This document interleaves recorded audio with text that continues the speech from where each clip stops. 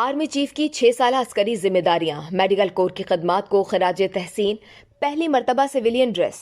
Army chief general Qamar Javed Bajwa 6 साल की तवील जिम्मेदारियों के बाद रवाह माह के आखिरी हफ्ते में अपने मनसब से रिटायर हो रहे हैं।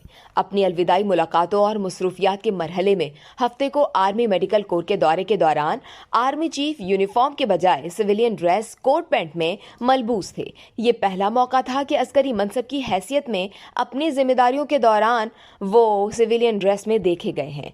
Army chief general Qamar Javed Bajwa ने आर्मी मेडिकल कोर की खदमात को खराज तहसीन पेश करते हुए कहा कि आर्मी मेडिकल कोर सेहत की बेहतरीन सहूलतें फराम कर रही है।